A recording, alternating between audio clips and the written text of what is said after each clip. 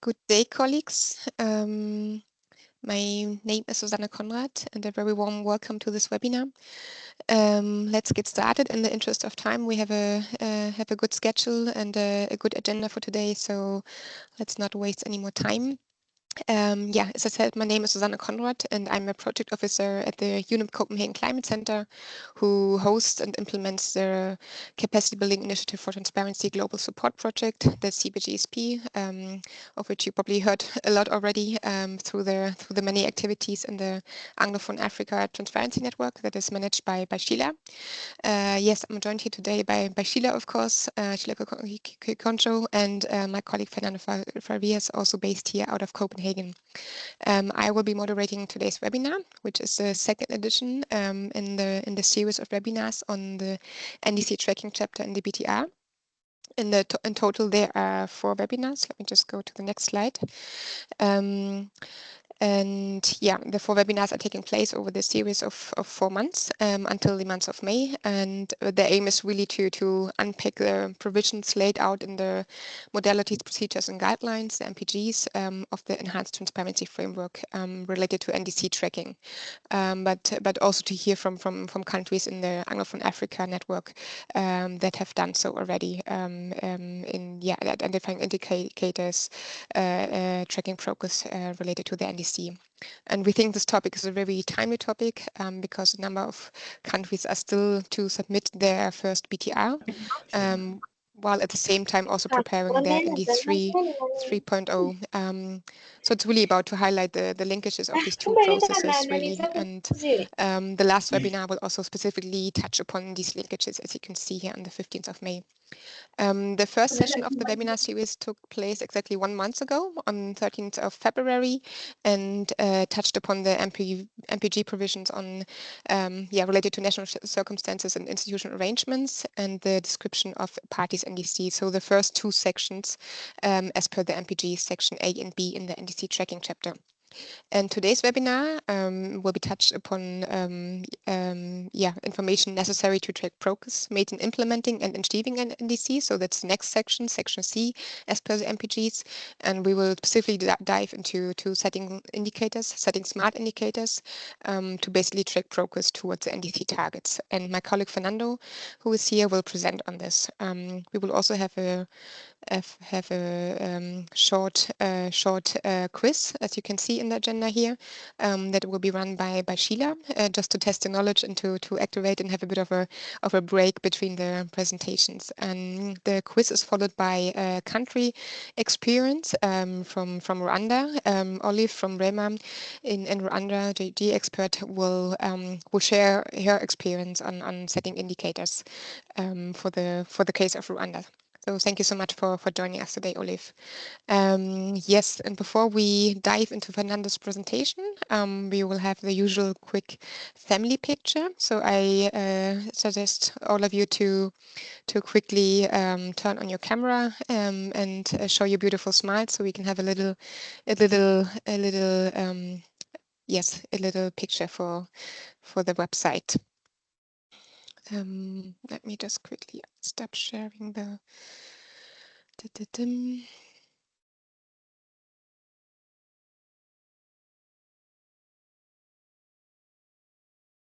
Just a second.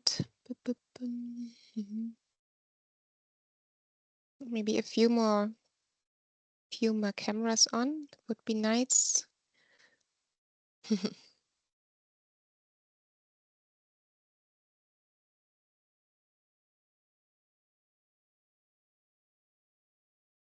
Taking one picture now. Smile, colleagues. And one more. Thank you so much, colleagues. Thank you for joining us today, and really good to see you all. Yes, so let us dive into the subject matter, and I will give the floor to Fernando Farias, who is a mitigation expert here at the UNIP Copenhagen Climate Center. Fernando, the floor is yours. Thank you, Susan. I hope Now you are able to look at my presentation. Yes. Yes, we can see Yep. that. Okay, okay. Well, right. So, good morning, colleagues. Today we will move from last webinar that, as Susan presented before, was more into NDC targets to NDC indicators. There is a connection between these two concepts of targets and indicators, and we will see how to use this connection in order to have not only good targets, but also good indicators to allow them to make a proper tracking. I wanted to start with the definition of indicators, highlighting three main aspects. The first one is, although we think mostly in numbers for an indicator, there are also qualitative indicators. We will develop this concept of qualitative indicators further in the presentation, but this is the first element I wanted to highlight. The second is the indicators, different from targets, are moving, are changing in time. And the third element that I think is relevant to see in an indicator is the relationship with the target. So for an indicator, we need a target, and for a target, we need an indicator. Okay, and when we're talking on indicators, indicators related with the Paris Agreement and with the NDC tracking are mostly progress indicators. Either we will see that we can use quantitative indicators. It means indicators that we can represent by units, prices, proportion, rates, change of rate, ratios, and these are numbers, no? And if we remember the common tabular format is a combination. It's a combination of numbers, but also of a qualitative indication of how the countries are progressing.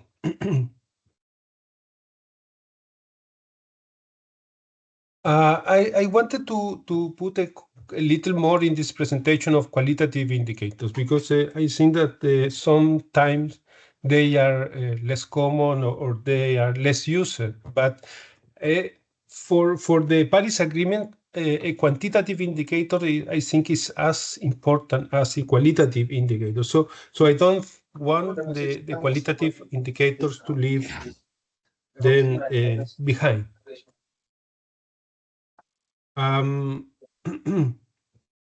I also collected a number of questions related with indicators in two areas. In the area of data collection process and in the area of resources. And I think these are relevant because sometimes countries decide to have too many indicators, but maybe there is not the MRV system in place to assess these indicators, or the data is not solid enough for assessing indicators. And then we have the problem that we have too many indicators, but the indicators are not with some results associated. And this is not a good practice, I would say. I wanted also to highlight some similarities between targets and indicators. And if you recall from our presentation in the previous webinar, we were talking a lot on in this SMART. It means specific, measurable, ambitious, relevant, and time-bound targets. But this concept is also fully applicable to indicators. No, other similarities is that we need the targets and the indicators to be aligned.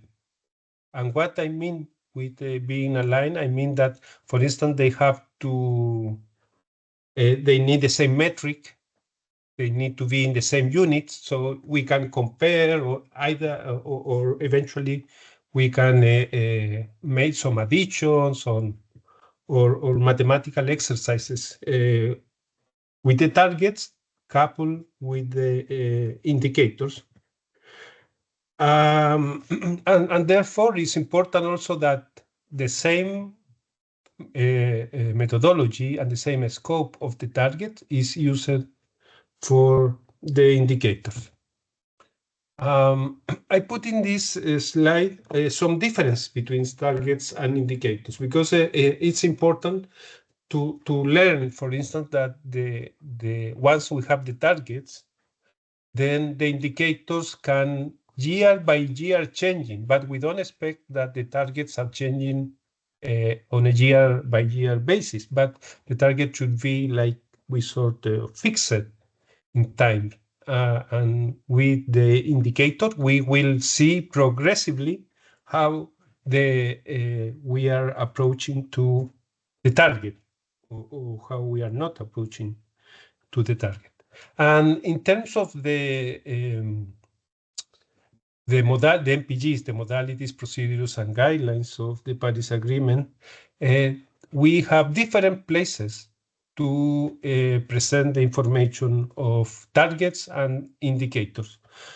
Targets are mostly reported in the appendix of the common tabular formats, where we need to identify the different elements and an explanation of how we are defining the target that is part of the NDC of the countries, but the indicators are not part of the appendix. Indicators are included in Table 1, Table 2, and they are reported in Table 4. We will see some examples in these regards, but what is important for me is to show you is indicators and targets have their special and specific place into the common tabular format. Now, I would like to move to the second part of my presentation, which is an application of the two concepts of targets and indicators into the MPGs of the Paris Agreement.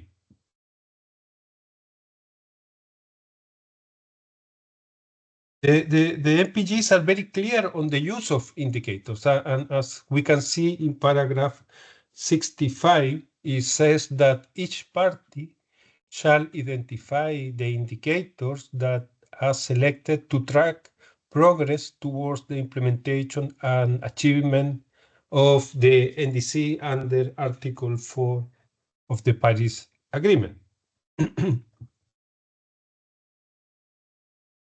And therefore, there is, if you go into the MPGs, you will find several places where the indicators are mentioned or are described.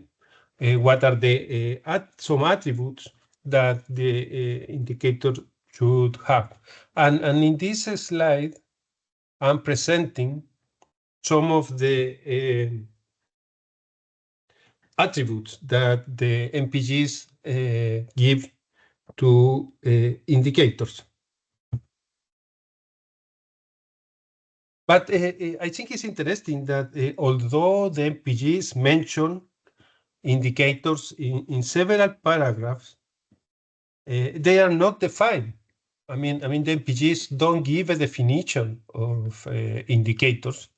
So apart from saying that they should be self-determined by parties, that must be relevant for the NDC, and that may be qualitative or quantitative.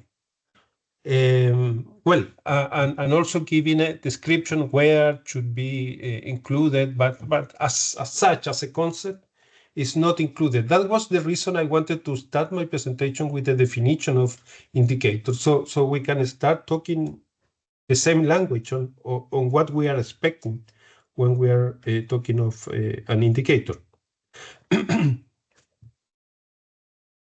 The second element I wanted to highlight is the inclusion of indicators into tables 1, 2, and as I said, table 4 that are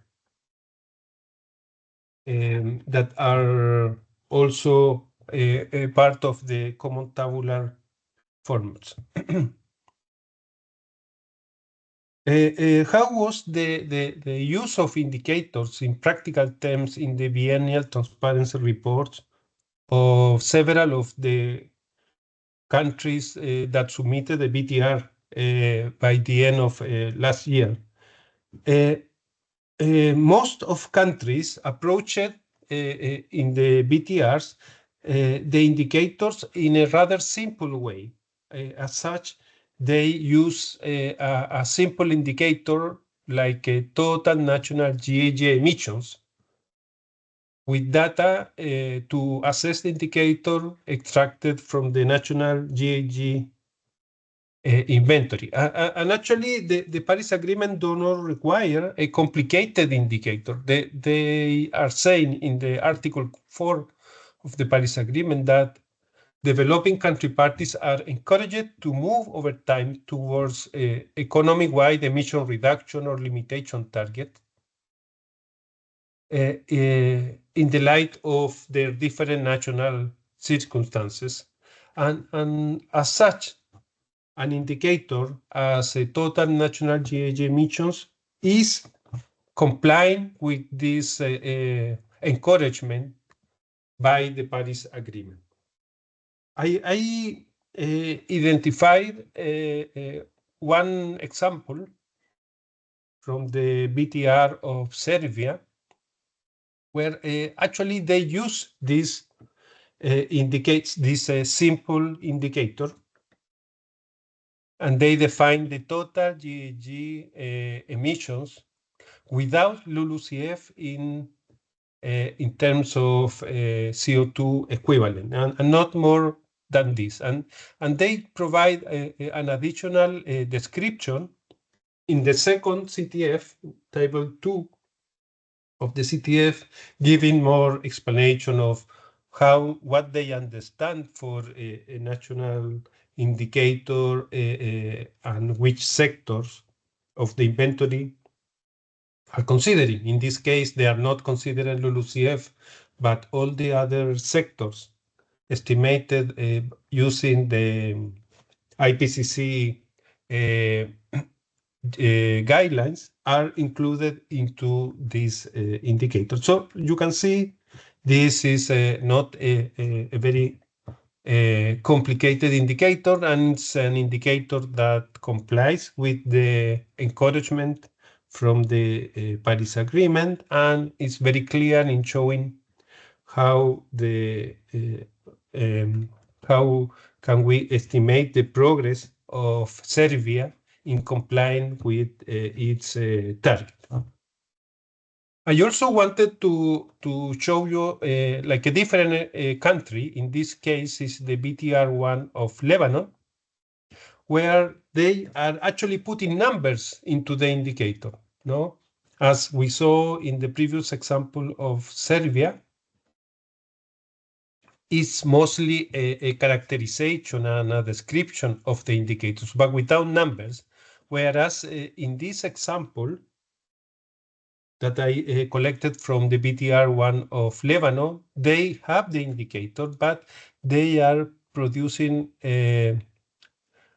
for 20 and for 2021 values for the indicator. It's important that in this case, Lebanon was having a target with the use of a baseline scenario.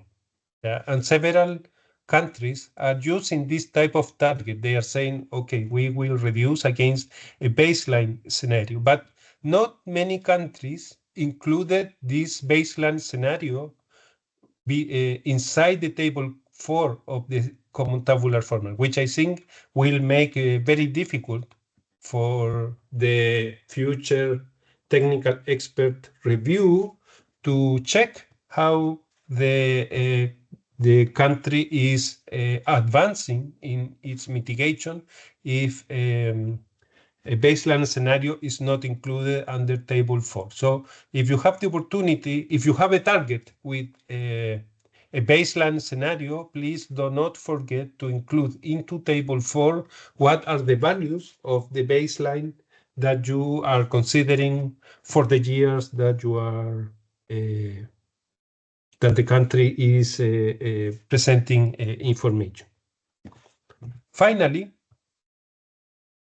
I wanted to quickly to present two case studies on indicators that I think are very good in terms of clarity and presenting good information. The first one will be developed further by Olive afterwards, my presentation, and it's related with the case of Rwanda, where several indicators are part of the MRV system of the country, including quantitative and qualitative indicators. Just for giving an example, I picked the agriculture indicators, and it's a very complete and detailed group of indicators that is clustered around the agriculture sector and with information that is relevant from the inventory point of view. My last example is about Zimbabwe. I think it's a very good practice that Zimbabwe did, and I want to highlight with the information they presented in the BTR one. And and what the Zimbabwe did in the BTR was to present and characterize the different indicators that could be needed for a specific mitigation measure. So in this case, for the measure with the target inclusion of 2% of biodiesel fuel by 2030, the Zimbabwe presented a tracking table putting together the information of the target, the information of the indicators, and the results of the information associated to the indicators. I think this table is a very complete table that allows a very thorough assessment of the quantitative, this mitigation measure, and allows to make a very progressive tracking of the mitigation measures that Zimbabwe presented in BTR1. So I think that is very useful to see how this good practice can be used and probably implemented by other countries in future BTR, sorry. And that's what I wanted to present in the time that I had allocated. Back to you, Susan. Thank you so much, Fernando, and thank you for the good overview of indicators and also the good practice examples from countries in the Anglophone Africa network. We have now time for question and answers. The chat has been quite quiet, but colleagues, please don't be shy. We know it's a technical topic, but please ask all the questions that you have to Fernando. Now is the time. So please ask away. Don't be shy. There are no stupid questions.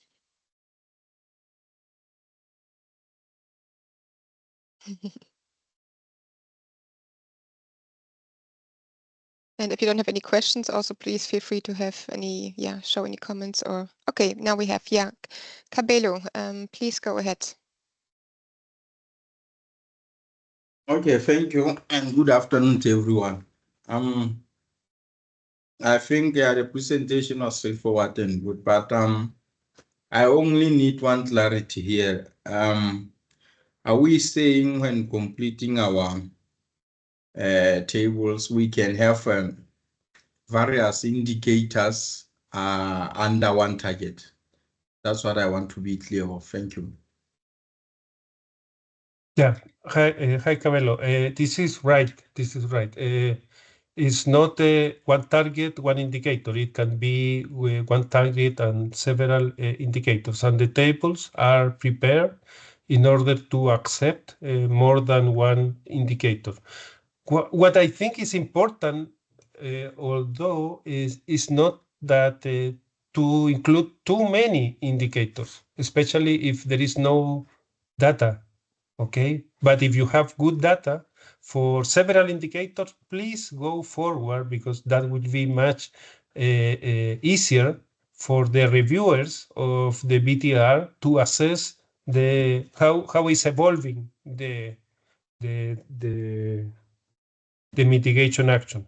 I think that for BTR1, we are in the process of moving towards a target, no, because most of the NDC targets are for 2030, and in BTR1, countries are reporting 2021 and 2022. So I think it's an opportunity to stretch the MRV system of the countries and try to find the information that is relevant, not only for one indicator, but as many indicators that you may have.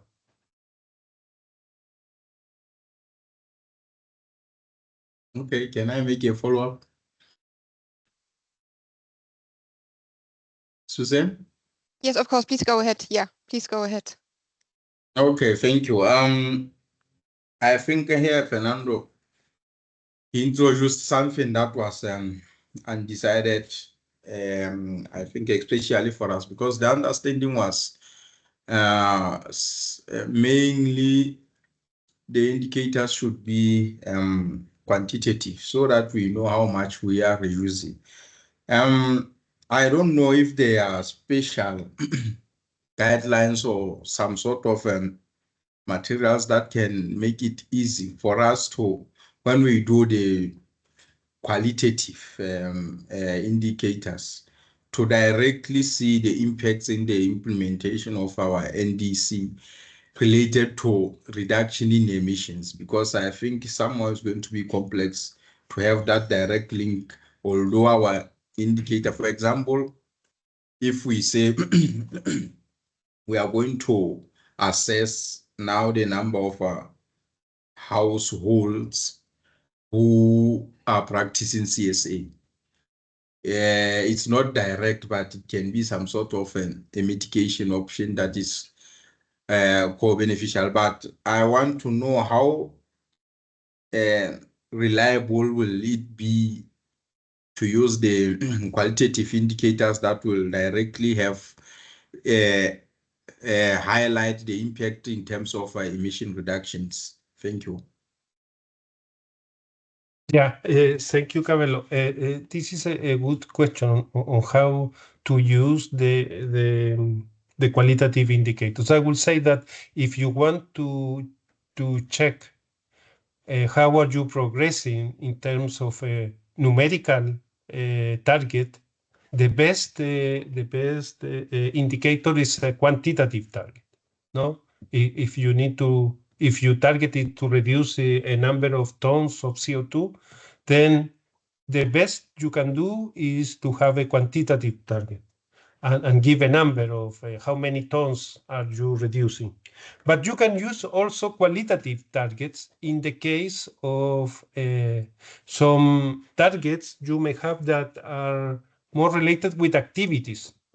Okay, for instance, if in your country you want to pass a law that will allow to use energy efficiency, it's difficult to put a number on this, but you can identify the different stages or the steps to produce this law And then you can give a qualitative assessment. Then you can say, okay, first I need to write a draft of the law. Then I need to get the law goes to the parliament. Then I need more financing to implement the law. All these are steps that will have an impact in terms of emissions, but are not quantitative, or it's difficult to make a quantitative number. So I will say that if you have this type of targets into your NDC,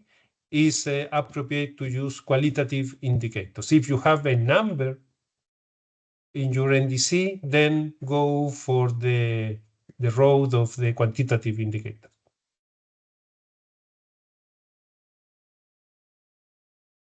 Was this clear to you, Cabello?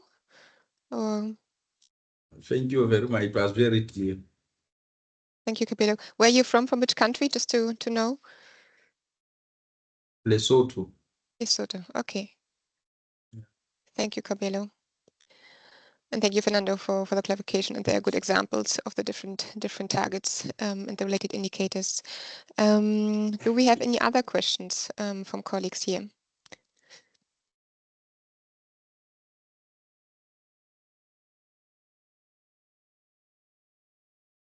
Or any other comments, or maybe some reflection on your own NDC indicator development in your countries, if that is relevant.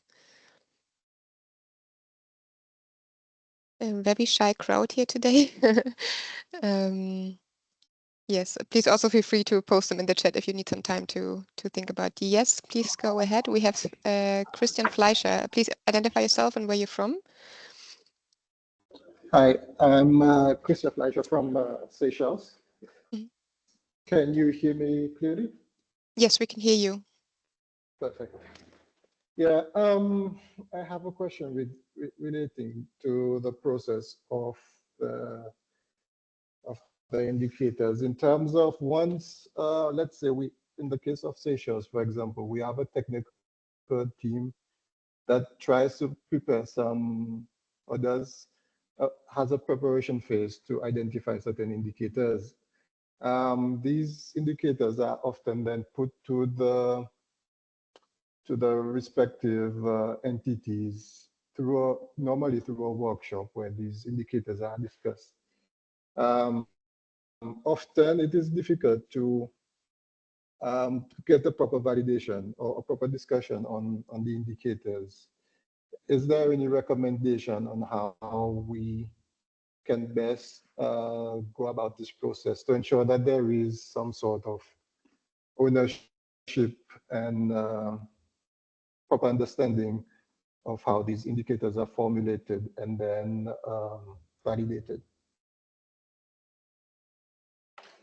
Thank you, Christian. I will, what sometimes is used is like a reverse assessment of indicators. And what I mean for reverse assessment, for indicators, once you define the indicators, you need the data to fill the indicators. But what if you do like the inverse process?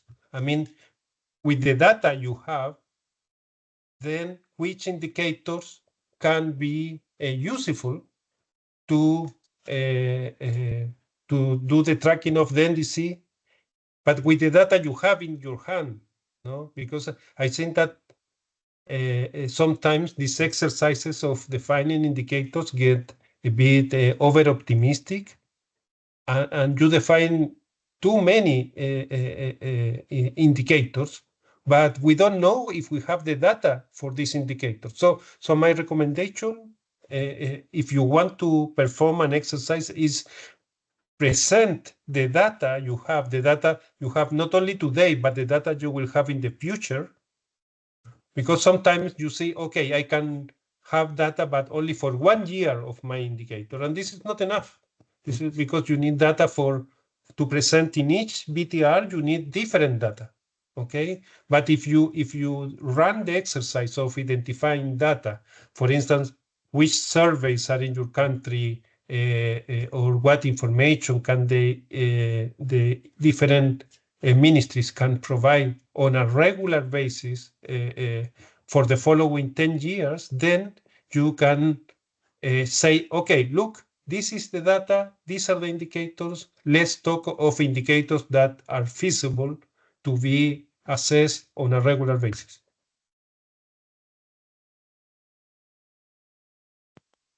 Okay. May I have a follow-up question? Go ahead. Yes, please. Yeah.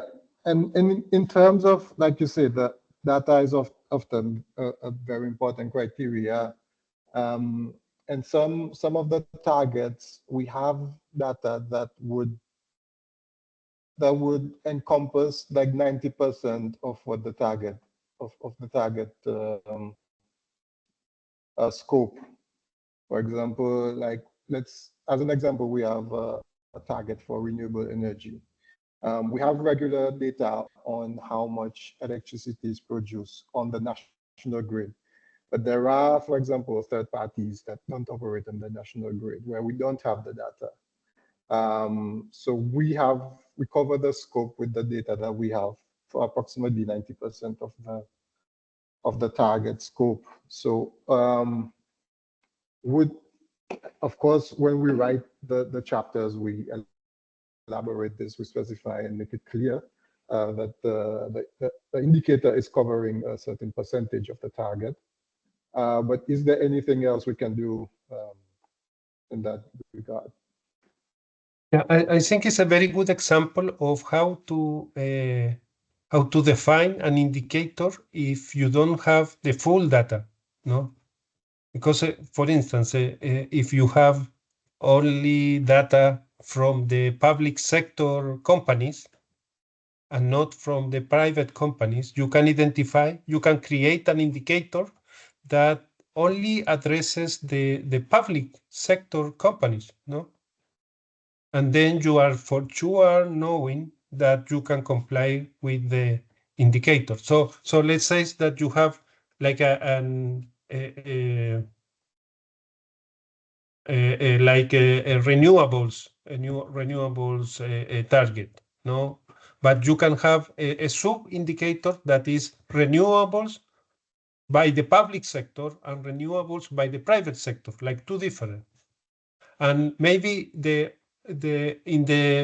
at the beginning you will only be able to fill the public sector part of the indicator, but probably when in future years you will have the institutional arrangements ready for getting also private, and then you can add this information. But in the meantime, you can have this sub indicator only with information of the you have in your hands, and with this you can have a full indicator. Great. Thank you very much for the response. Thank you, Christian, and thank you for the good examples from the Seychelles. It's really good to illustrate the different challenges one encounters. Yes, now we have Mudu from the Gambia. Please go ahead, Mudu, and ask your question. Yeah, okay, thank you. So what I want to ask is, how can you track the qualitative indicators in the table 4 of the NDC? Thank you. Yeah, thank you. I would say that, as I said before, table 4 is mostly for quantitative indicators. I would recommend that you put your qualitative indicators either as a part of table 5 of the common tabular format, and also in the chapter 2 or NDC tracking. Because don't forget that the BTR is a combination of the common tabular formats or the tables, but also the information you put into the chapter of the document. And the reviewers need to check both, need to check the information that is included in the text and also in the tables. But table 4 is a more numerical table, so I wouldn't recommend to put qualitative indicators into too many qualitative indicators into table 4, although it's possible. No? Although it's possible. I think it's a good way to put it is in the document.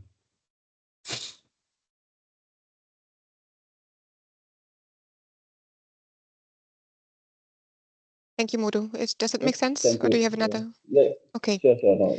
It's okay for now. Thank you. Perfect. Thank you so much, Modu. We have one question in the chat. I think we already answered it indirectly through the discussion from John Loe. Is it more advisable to use qualitative or quantitative indicators? I think it depends on the targets, as Fernando said. But you can answer again, Fernando, if you want to have a quick response to that. Yeah, I think it depends on the data you have. No, if you have good data for qualitative indicators, then you can add the qualitative indicators. But if you don't have targets, or if you don't have data, then rather move into the numerical. Thank you. Thank you. Yes. Do we have any more questions, colleagues? If not, you can please feel free to post them in the chat throughout the webinar. But then let us move to the next session, which is a short quiz to test your knowledge. And my colleague Sheila, the coordinator of the Anglophone Africa Network, will run the quiz. Sheila, over to you.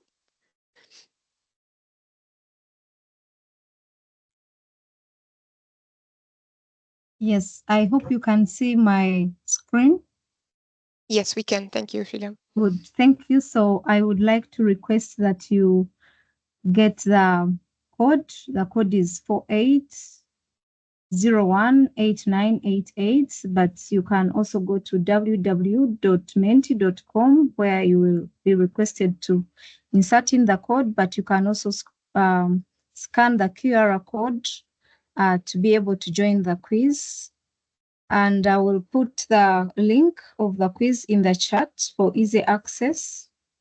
It's already in the chat, Sheila, so people can just click on it. So we can continue. So kindly join the quiz. I can see a few people have joined.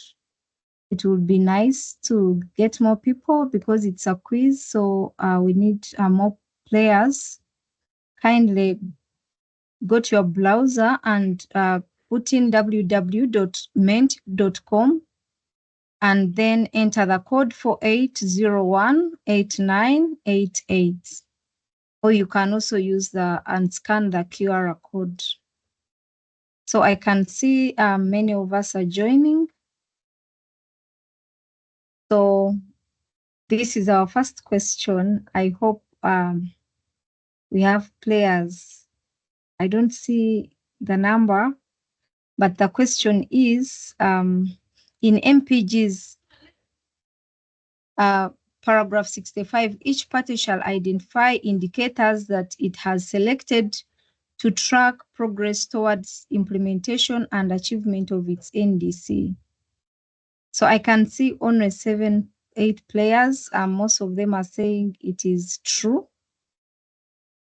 So let's wait and see what the correct answer is. Yeah, thank you for joining. I can see you're still joining. Maybe I can hold on a bit.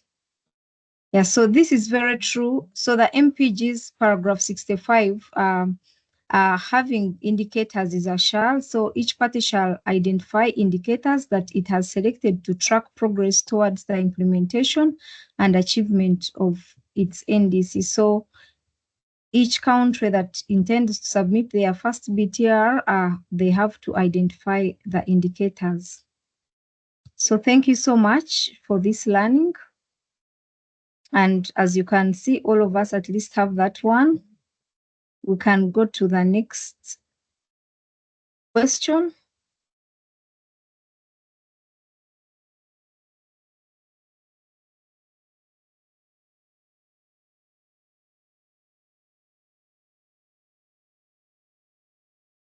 The next question is, indicators shall be relevant to parties' NDC and may either be qualitative or quantitative. Is this true or false? So So we are waiting to hear from you. I can see 12 players have already answered the question, and we have a few minutes to go. So everyone at least knows that this is very true. So we can go to question number 3.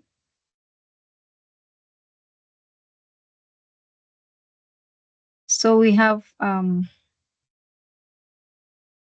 14 players, and I will go to the next question. So quantitative indicators consist of a unit of measurement and value, for example, 50 megawatts, often related to the inputs for mitigation initiatives. Is this true or false?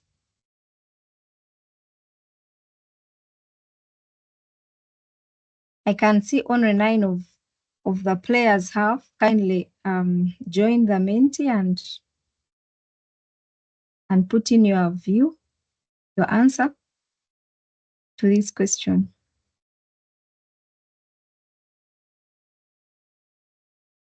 So it is very true. So like Fernando was emphasizing, most of that quantitative indicators consist of unit of measure and values. So, and most of the time, some of the inputs are related to mitigation initiatives.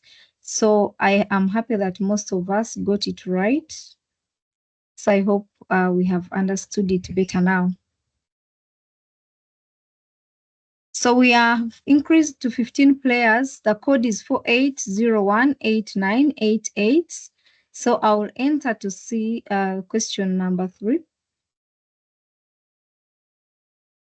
So qualitative indicators consist of descriptive and non-descriptive, with the subjective assessments of progress. Is this true or false? Qualitative indicators consist of descriptive and non-numerical, with subjective to assessment of progress. Is this true or false?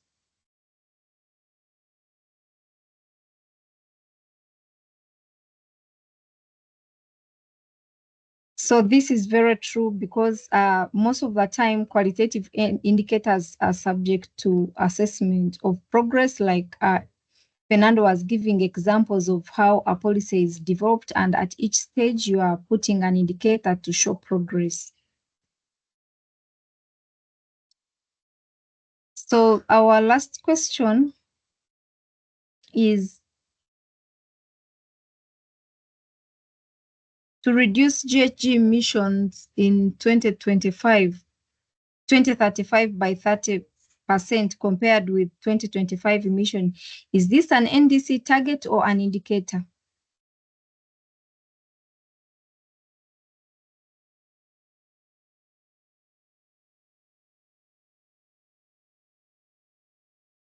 Thank you. I can see everyone could still identify that it's a target. So this is the last question.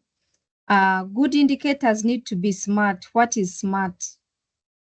So you can tick the right answer.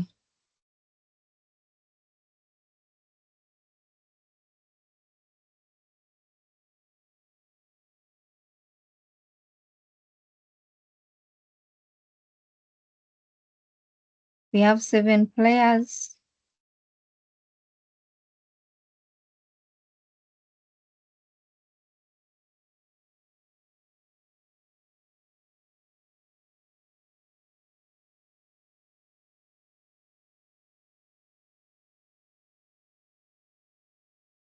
Of course, the first one is the right answer. I don't know why this one has not ticked the right one, but the first one, SMART means specific, measurable, ambitious, relevant, and time-bound.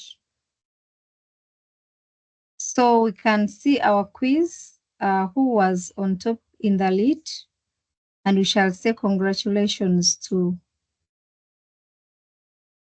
Saint Elimo. I don't know who Saint Elimo is, but congratulations to you. Thank you so much for participating in this quiz. I can see there was a lot of learning. Congratulations, Saint Elimo. Over to you, Susan. Thank you so much, Sheila, and thank you everyone for joining the quiz. Just to get us activated and to test a bit of knowledge, and it's yeah, just a little bit of activity between the presentations. So the next part of the webinar, we're gonna hear from Rwanda on their experience in setting indicators. And we're really grateful to have Ollie from Bremer here in yeah, sharing the experience that Rana has in indicator setting. And we have already, yeah, Fernando has already showed that's a very good example of how to go about it. Olive, yeah, please, yeah, the floor is yours. Thank you so much for joining. Thank you very much. Can you hear me? Yes, we can hear you. Thank you. Okay, that's great. Okay, let me first share my presentation.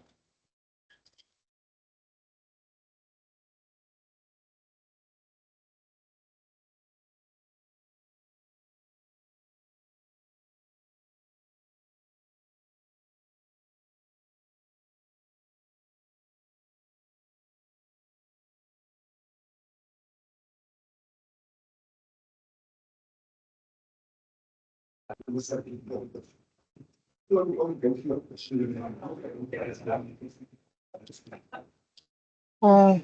are you able to see my screen? Yes, we can see it perfectly. Thank you.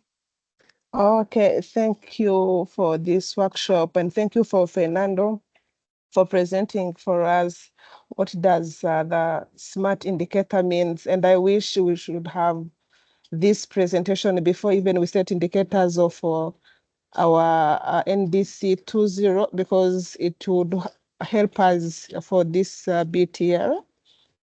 But we do have done what we can. So without taking much time, my name is Olive Byuksenge. I'm an Energy and IPPU JTG inventory compiler.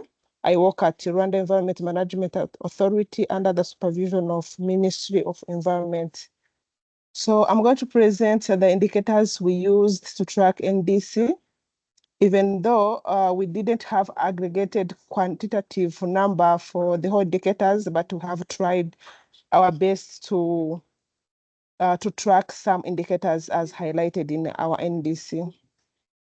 So starting for our BTR, we have submitted our BTR the last day of the deadline actually, but we met the deadline.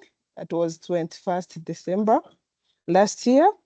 And our BTR represent a significant milestone in national commitment to enhance a transparency framework under Paris Agreement. And it was developed, of course, in accordance to MPGs for the ETF. So it covers the following aspects. Of course, the greenhouse gas inventory, the updated one, and the time series for that inventory was from 2006 to 2022. We were obliged to cover time series of 1990 to 2022, but we couldn't be able to do that because of the data gaps and the time constraints. So we chose to start from 2006 to 2022. But we have received advice that even if you didn't comply with the MPGs of BTR, at least we should have started to the baseline of our NDC, which is 2015, which we didn't do. We went beyond, but it wasn't that bad. So of course, the methodology used for GHG was IPCC guidelines and some of 2019 refinements. And as MPGs recommend, we separated AFORU, Intro LULUCF, and the agriculture sector. And then we covered waste, emission from waste, energy, and IPPU. Of course, we talked about progress in implementing our NDC 20, adaptation strategies and finance, technical and capacity building needs and support, as well as relevant other information. So jumping to our NDC, Rwanda has target to reduce 38% of the total greenhouse gas emission by 2030. And this chart is showing us like 2015, it was our baseline year, where we had 5.3 million tons of CO2 equivalent. And if we continue to do as business as usual, we should have 12.1 million tons of CO2 by 2030.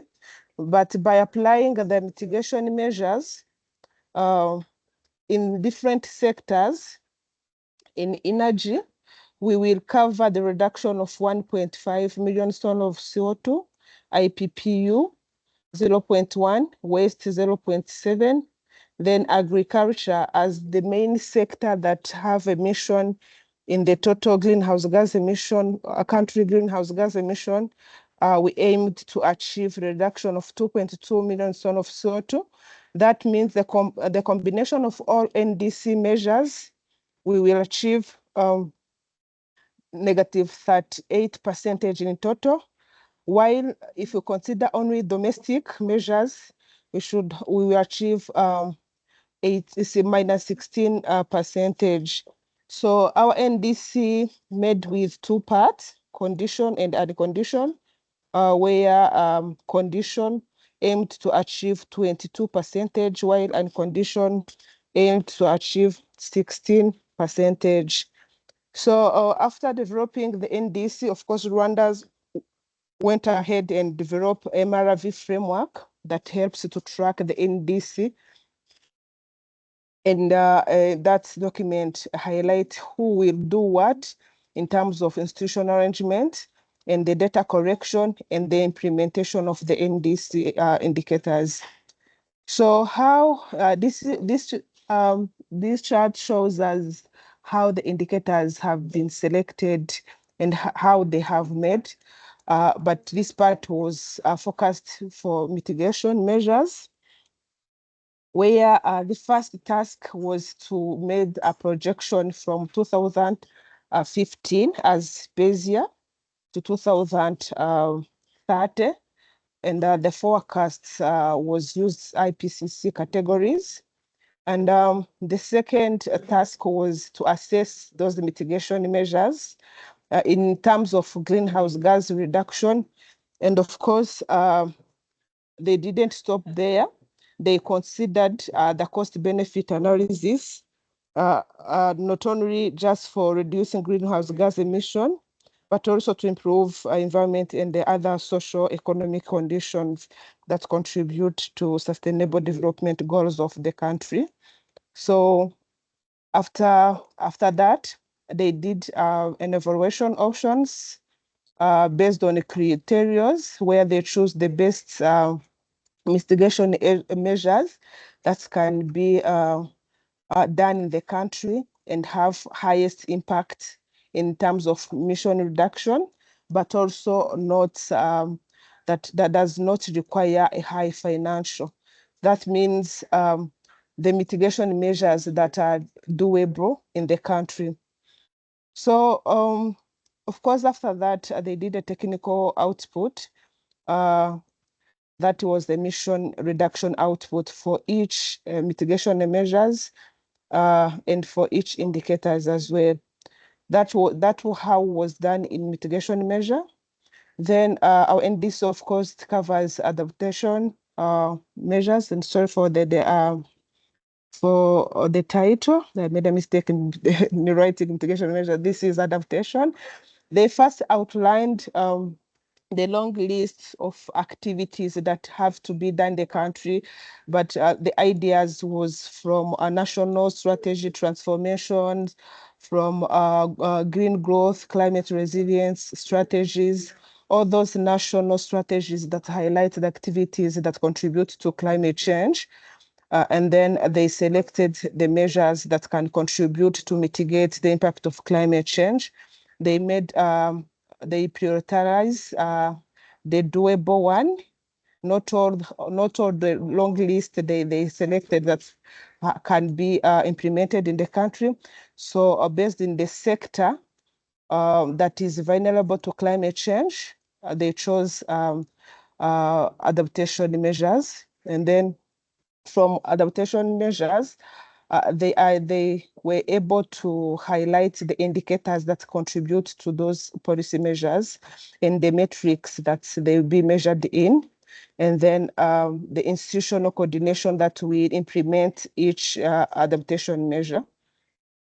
So by tracking NDC, we had two options, top-down option and bottom-up option. Which the first time we tried to have our NDC progress, we just thought we would do a top-down where we compare the emissions for the current inventory and the mission of business as usual, but we just found it quite hard and different due to different metrics and the methodology. You know that there is a lot of improvement in IPCC methodologies, like global warming potential, that have not used in where they were developing NDC. So we find out that is not doable on our part. Use bottom up, where we considered each indicator individually, and we assessed the baseline of indicators and the progress as per 2022. So going to some indicators that we tried to assess, and thanks to our MRV document, because it highlights indicators. it starts from policy measure, and then indicator, base year, and the target at 2030. But some of the constraints, not all indicators have baseline, and that was the challenge during tracking the progress. So we have energy sector, and there we have a measure of grid connected hydropower, and it was adopted as per now. And then institution whom are in charge of implementing this indicator is the Ministry of Infrastructure, Rwanda Energy Group.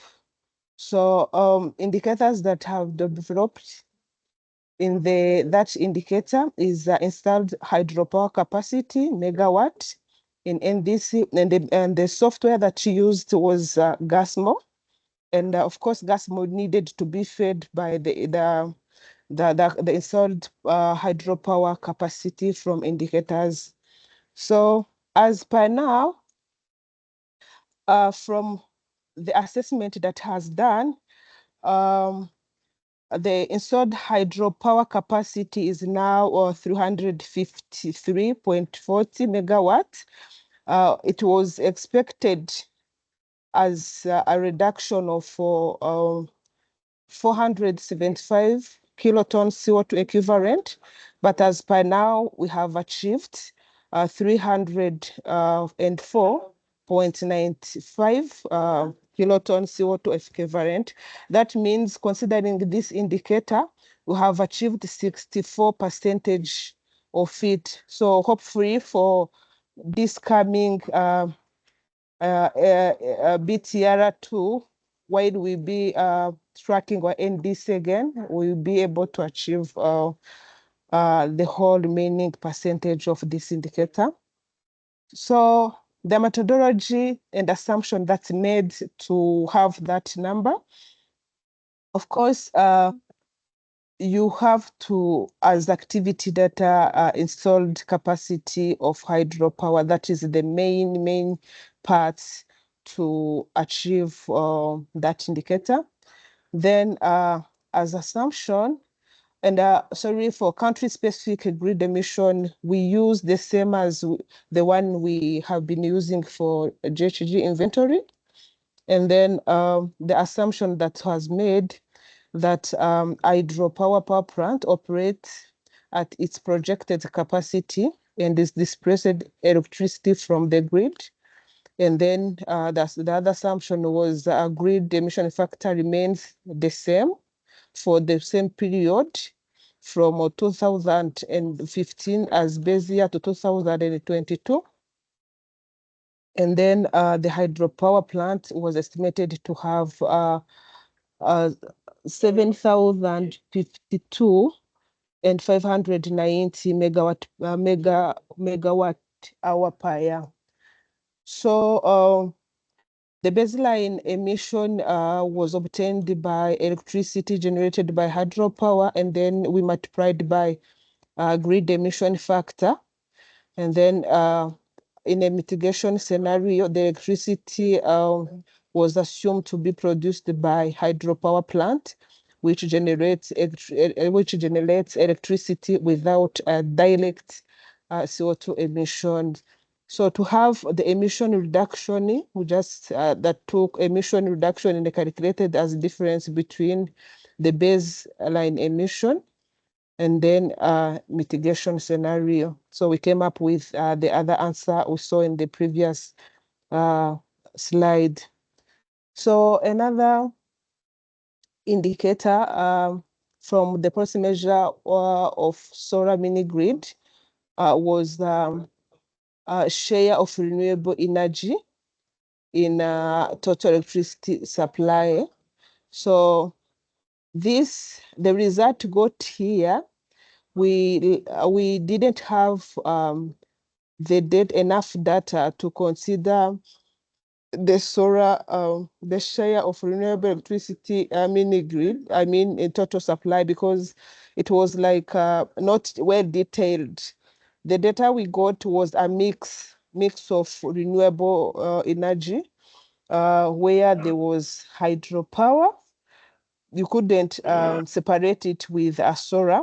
So as per 2022, we were not able to have the solar itself, and we advised the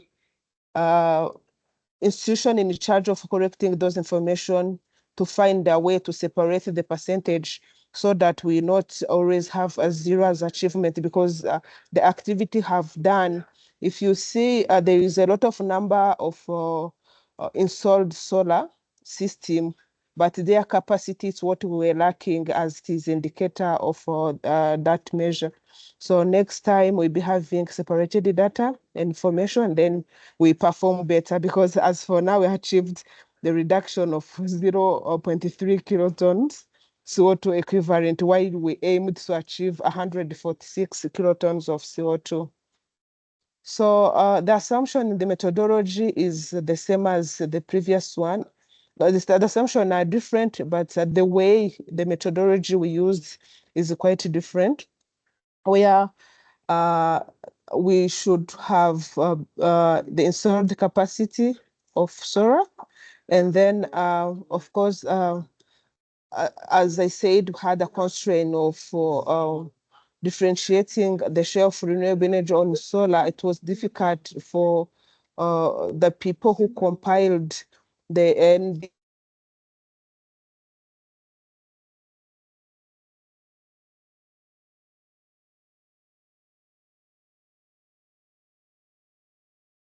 Olive, are you still online? Yes, can't you hear me? Okay. Yeah, you dropped out for a second. Please continue. I can hear you again. Oh, okay, sorry. If you don't hear me, please let me know, because I can't know if you are hearing me or not. Yes, but Okay, now we hear you perfectly again. Thanks. okay, that's great. So the assumption which was made in the gas model was 100% of solar meaning or energy generated for solar PV panels, and the capacity factor was assumed to be 1,642 full-time hour, which was somehow exaggerated. And the electricity production per kilowatt of installed capacity was assumed to be the same, 1,642.5 kilowatts per year. And the baseline emission, it was assumed that electricity will be generated by fossil fuel-based power plant with no solar PV plant. That means as business as usual. They would have been using fossil fuel. Now the solar comes to replace it. And baseline emission was calculated in the model, but with the formula of electricity production kilowatt power of 1,000 times CO2 equivalent emission coefficient, and the size of those PV times 1,000. And emission reduction was obtained by baseline emission minus mitigation scenario emission. So the third one we got was solar-led street light. Those are the lights that covers some kilometers of Rwandan street, but using solar. And here, the indicators was number of solar LED street lights and the number of solar traffic lights in NDC. And those are what fed gas model. And of course, because we are still in the energy, they are the institution and the ministry in charge of energy are the same to follow up in implementation of that indicator. So as per 2022, the number of solar LED street lights was 25. And the expected emission reduction was 8, and achieved emission reduction was 2. So kiloton CO2 equivalent, that sum up achievement of 25%. So of course each indicator have their own methodology in GASMO because assumptions are not the same. So data that the data I have used was a number of solar LED street lights and annual kerosene consumption. That means the model considered if those solar street lights wasn't used, they have been using kerosene consumption. So then assumption was like analysis assuming that all kerosene lamps are replaced with solar LED lamps. Therefore, the CO2 equivalent emission coefficients for kerosene combustion remained constant. So the same as the others, the baseline emission was calculated, and then as a reference, and then mitigation scenario was also calculated, which gave us the emission reduction by baseline emission minus mitigation scenario emission. Therefore, the other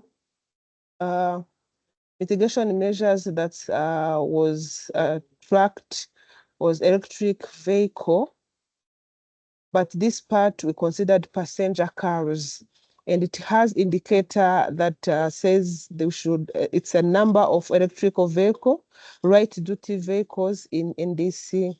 That is the main indicator. And the institutions that in charge of that, the Ministry of Infrastructure, Rwanda Utility Regulation Authority, and the institution in charge of transport.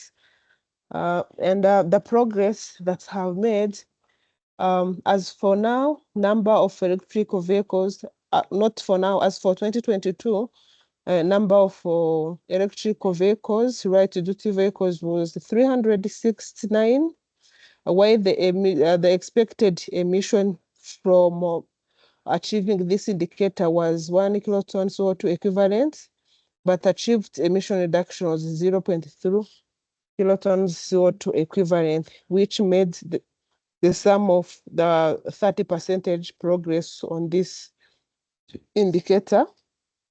So the methodology flow is the same as other indicators, but different assumption. So to be quick, have many slides. Let me go to another indicator. So mitigation measure was electrical vehicle, but this part we considered the buses. The previous one we considered passenger cars. the same institution in charge of implementing the transport and the regulations of road transport in Rwanda was in charge for implementing this indicator. And indicator was a number of electrical vehicle buses and progress which was made. As per now, Rwanda, as per 2022, Rwanda have electrical vehicle buses of eight. Emission reduction that was expected was 3 kilotons CO2 equivalent, but as for 2022, the achieved one was the 0.3 kilotons CO2 equivalent, which made 10% of achievement. So this, you can see this indicator was still low. Maybe we will do better in the coming 5 years of NDC. So the methodology, the same assumption, the one that are different. Then we have mitigation measure of electrical motorcycle.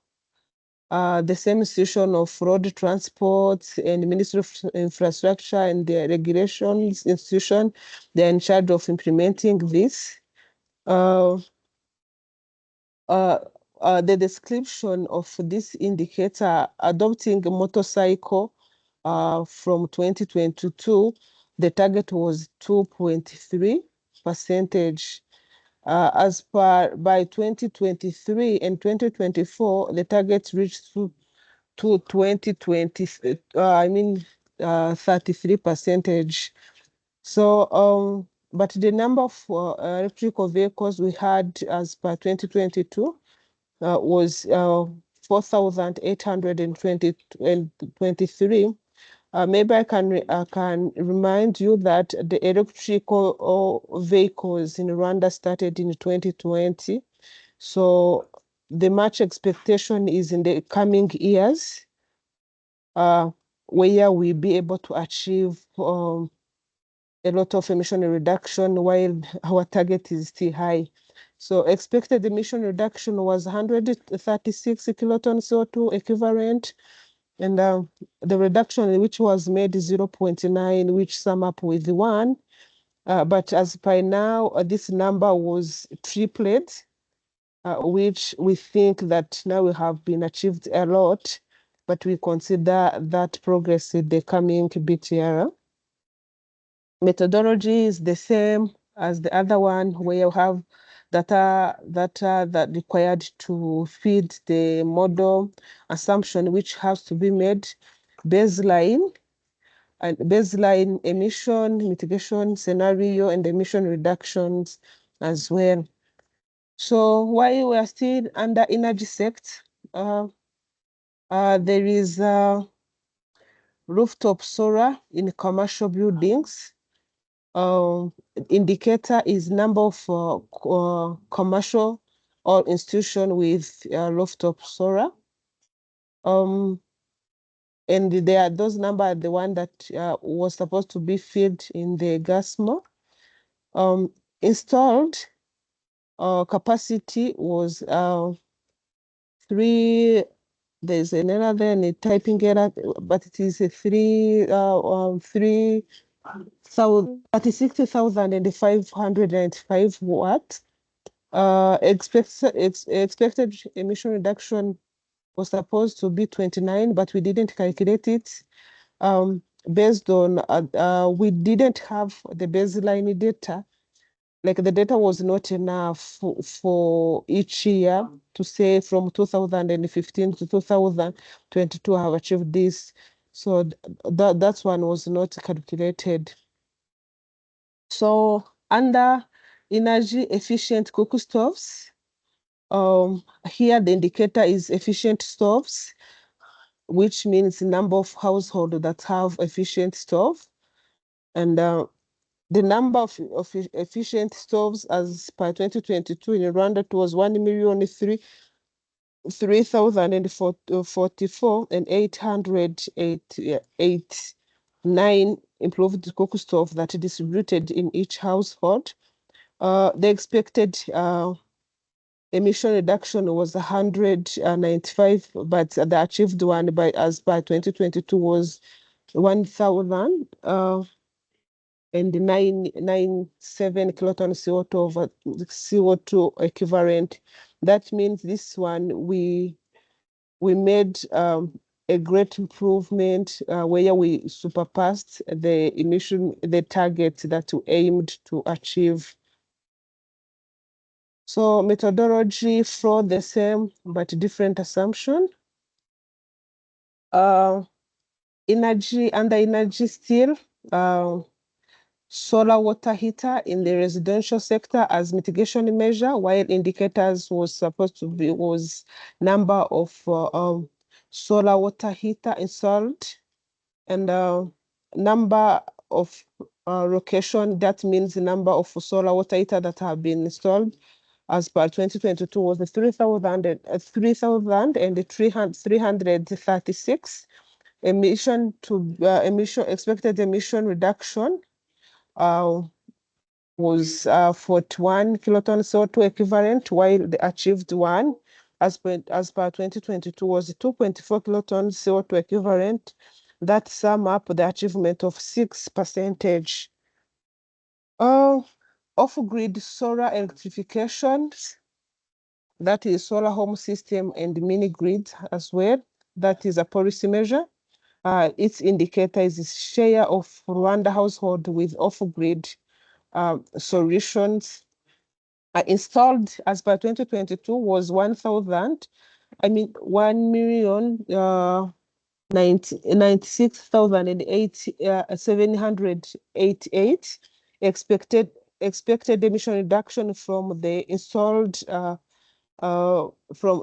household off-grid was 10 kilotons CO2 equivalent, while the achieved one was 8 kilotons of CO2 equivalent. That sum up 80% of emission reduction.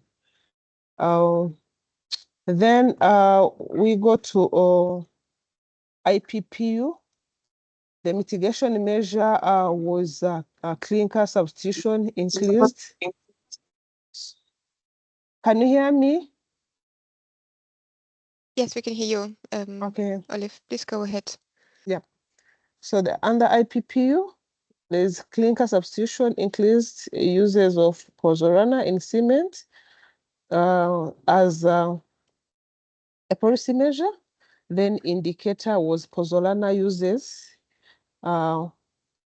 Pozzolana use in tons in cement production. Pozzolana use in 2022 was 2,008 tons, while in the 2022 was actually it was 21,000 and 583 tons.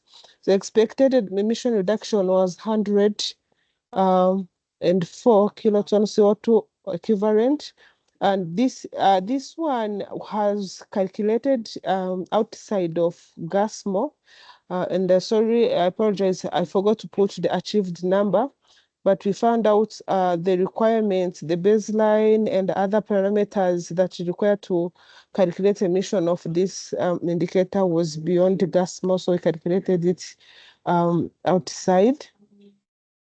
So we got to a gradually substitution of F-gases by less polluting substitute as policy measure. Indicators was imported HFCs kilogram and F-gas use.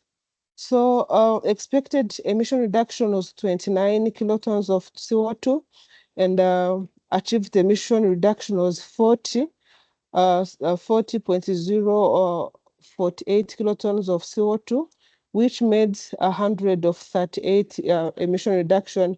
This is thanks to Kigali Amendment, where we were able to ban some F-gases to be imported in the country.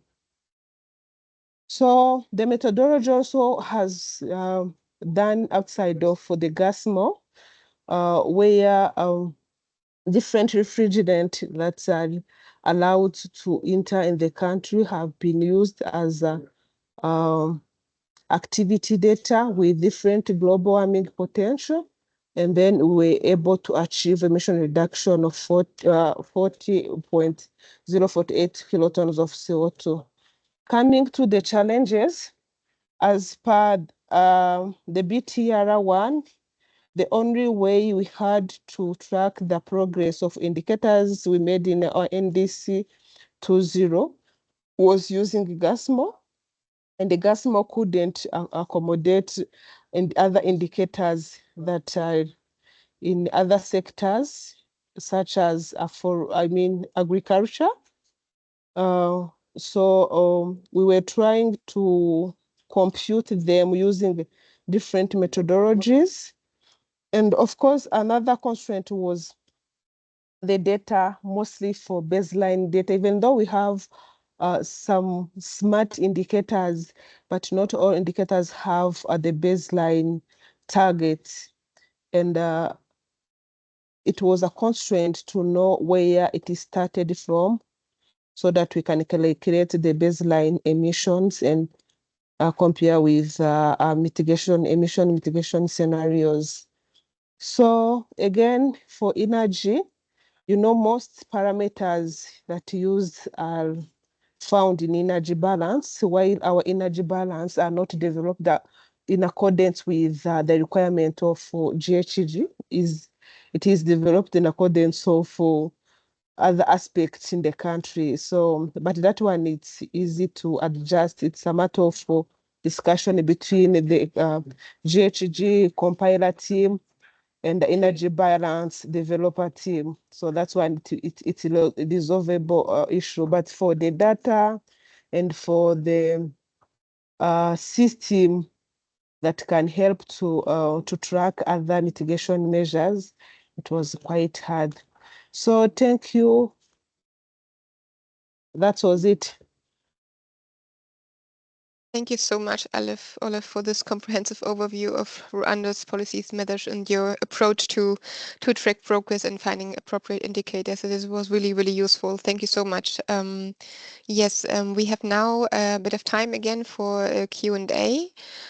So to all the colleagues out here, if you have any questions to Olaf, I already see one hand from Irene. Yes, please, Irene, please go ahead and ask your question. Thank you, Susan. Thank you very much, Olive. It's massive work that you have done in Rwanda. Congratulations upon submitting your BTR. That is very good progress. As for us, we are just planning to do so. So learning from you, indeed, at the end, you mentioned that you had some challenges relating to baseline. And that was my issue before you mentioned that. So in situations where the baselines were not clear, for example, I saw the one for solar water heaters. There were no figures in terms of baseline. So how did you maneuver? Or did you have to skip that? Or what exactly did you do to overcome that challenge? Thank you.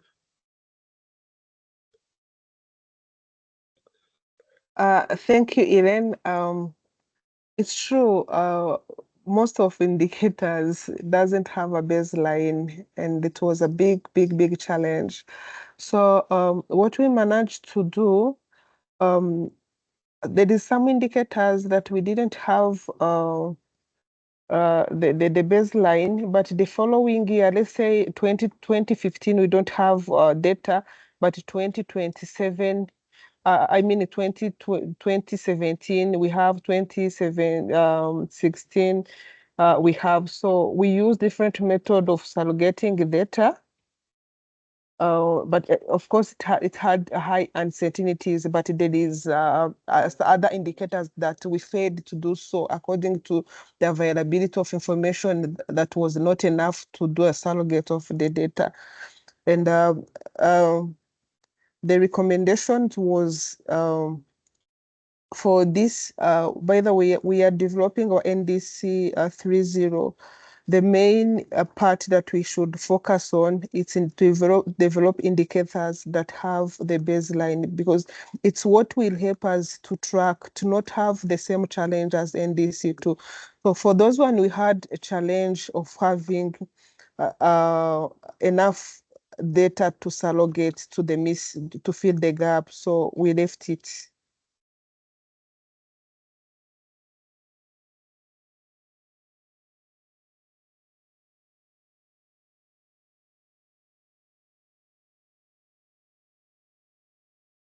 Hello. Olive? Olive, yeah, you were Yes. dropping out for a second. Oh, yes. Yes, I think you were. I don't know if Aline had my response.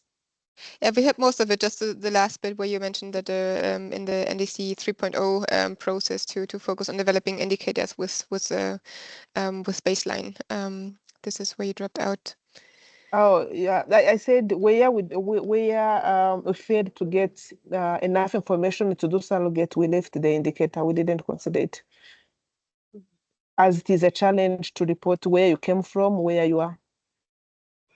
Yeah. Unless maybe we have another methodology that can accommodate that such indicators having those information. But as for now, GASMO, it was quite hard, and we end up having errors. Thank you, Olive. I got your feedback. Thank you. And I think it's a very good learning point moving forward as we move to NDC3. It's a learning point for all of us. I can only imagine what we are going to go through because we are tracking our NDC implementation, NDC2, but I know we're going to have the same challenges as well. But yeah, thank you very much. Actually, it's a good reason that's helped to improve NDC 3.0, because as for now, we are developing NDC 3.0, but thinking to the tracking of it. While when they are developing NDC 2.0, it was like they focused on developing indicators. Maybe they didn't even think much how they would track what they are developing. As per now, we are developing at the same times considering the track of each indicator. Perfect, Olive. That's a good point. It really highlights the linkages of the BTR process and then the NDC development process, that they are closely aligned. Thanks so much, and thank you also for the excellent question, Irene. I think that's a very good question. Do we have any other question from the audience to Olive, or maybe comments or views, ideas?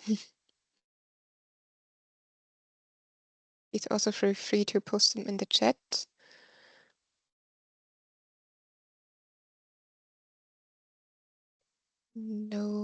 No other questions. Maybe Fernando, do you want to have a reaction to Olive's presentations? As you've already touched upon the Rwanda's case in your initial presentation. Well, basically, that we need more countries like Rwanda having strong NDCs and providing the information in a very clear and identifiable way. I mean, I know that, for instance, our contribution from the UNEP Copenhagen Climate Center has been reflected in the BTR of Rwanda, especially with the use of GASMO, and that makes us very proud of our contribution. Thank you so much, Fernando. Really good words. Yes, Sheila, please go ahead. Yeah, thank you so much. So from my side, I would like to thank Olive representing Rwanda to really share this kind of knowledge. It was really very detailed. I would like to also urge countries that would want to participate in a peer learning where it will be in person to send me a message. But the expectation is that countries will facilitate their own travel and DSA. The Eswatini Kingdom Kingdom of Eswatini has graciously accepted to host the learning event, which will be in the last week of April. So some of these and more learning will happen. And of course, when it is in person in our previous arrangements, we have had opportunities where countries have been able to share some of the tools, and it is very important where you meet real experts who are doing the work in countries. So I would like to just let you know that there's that opportunity. So if your country has some resources, you could plan to participate by sending me a message. Thank you, but also to let you know that this was just the second session. In our next session, there will be more learning. We have 2 more sessions to go. And of course, I will be sharing all the recordings on our platform. Kindly go check, and also the slides of the presentations that have been made. Thank you so much. Thank you, Sheila, and thank you also for highlighting the peer learning opportunity. Maybe you can also share it again in an email just for people to reflect upon. Yes, and with this, we've reached the end of our second edition of the webinar series. Thanks so much for joining us today and for staying on doing such a kind of more technical issue. It's hard to keep the concentration up, but it's a very crucial and important topic. So thank you so much for joining. We will have, as usual, a quick evaluation at the end. Let me just share my screen. Just a second.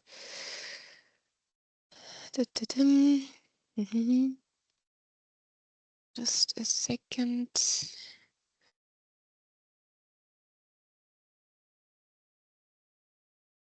We will use Mentimeter again. Maybe Sheila, you can already share the link to the Mentimeter session, if you would be so kind.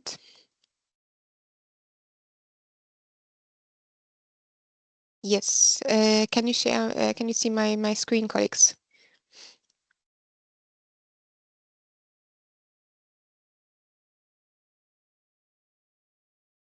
Can you please let me know if you can see my screen?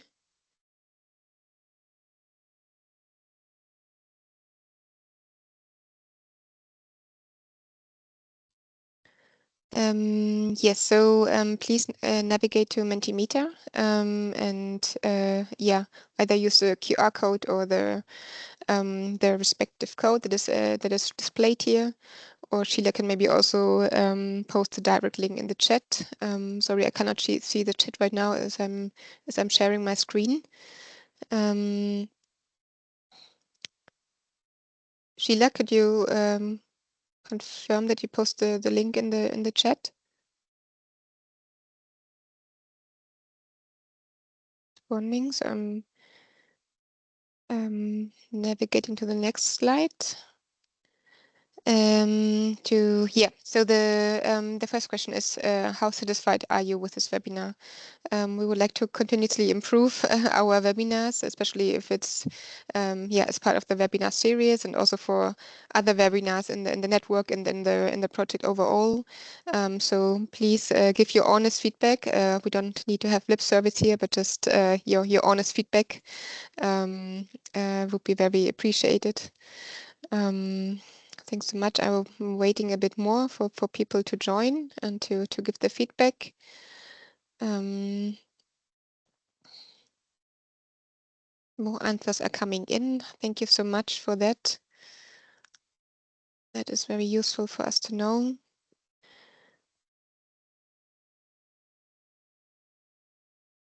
Thank you so much, colleagues. Waiting a few more seconds, and then we can navigate to the next slide.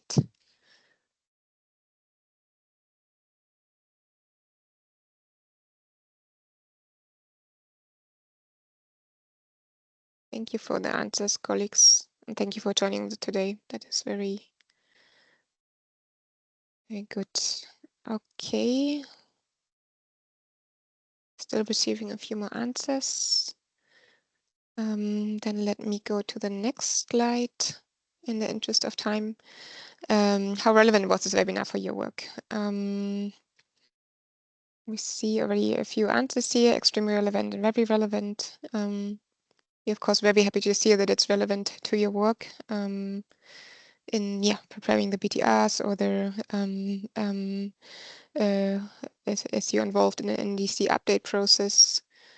That makes us very happy, of course, but of course we would like to improve continuously. Thank you so much for the feedback. I'm going to the next slide. How can we improve these types of webinars in the future? More peer learning sessions. That is always really good. Thank you for that. There should be more of such webinars. Information we received is very useful and it will assist many of us. Thank you for the feedback. Inform us on time. Okay, we will make sure to do that. Please always also check out the climate transparency platform, especially the dedicated page of the Anglophone Africa network that Sheila is mentioning. But of course, we'll share this information on time, and the next session of the webinar series is already scheduled. So please stay tuned. Case studies should be added. Yes, we make sure to have more case studies ready. Also in the next sessions, face-to-face. Yes, that's of course the ideal way of learning. Shorter sessions, 1 hour. Yes. Thank you so much. We will try to accommodate your feedback as much as possible to encourage more people to participate and always share the presentation on time. Yes, I mean, what we can do is to share the presentations earlier or during the webinar or even before if you'd like that more interaction. Yes, thank you for this feedback. That's very valuable. Yes, and the in-person element is noted, of course. And we have a training coming up, of course, in the shells that we are planning in April. Yeah, we will keep you notified, of course. Thank you so much for the feedback. Really useful. Do you have any other comments that you would like to share? None? Yeah, we also appreciate the physical learning session similar to this webinar. Yes, yeah, we have one, as I just mentioned, we will have one physical meeting, face-to-face meeting coming up in the Seychelles. Information to be shared very shortly by Sheila. Thank you so much, colleagues. Yeah, thank you so much for joining the webinar today.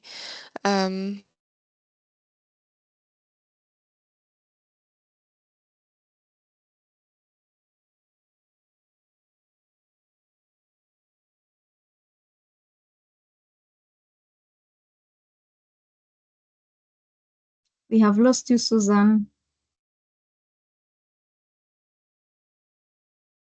I'm not sure what has happened, but I hope you can hear me. Susan, we cannot hear you.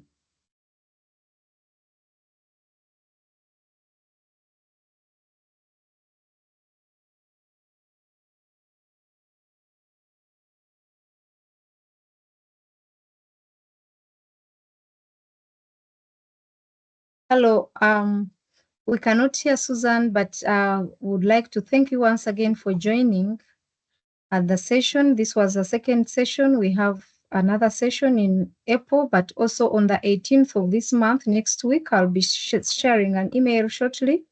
We shall be having another very interesting sharing from Nigeria and South Africa, how they were able to go through preparation of their first BTR. So we look forward to seeing you next week. And of course, more sessions are coming this coming month. So stay tuned, check out on our platform for more updates. Susan, I hope we can hear you now. Thank you very much. Yeah, thank you. But maybe for some of those who had not joined when we took the photo, you can put your cameras and we take the last shot. And as we say bye-bye to our colleagues. Thank you.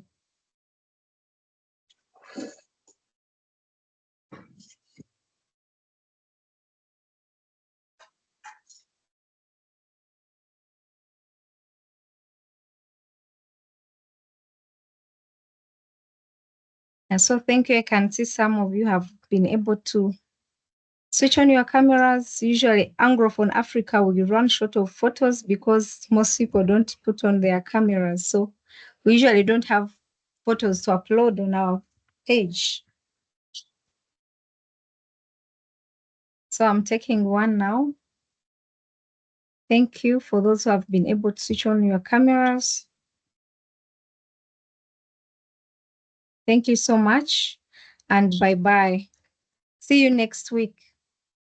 Okay. Bye. See you. Bye. David.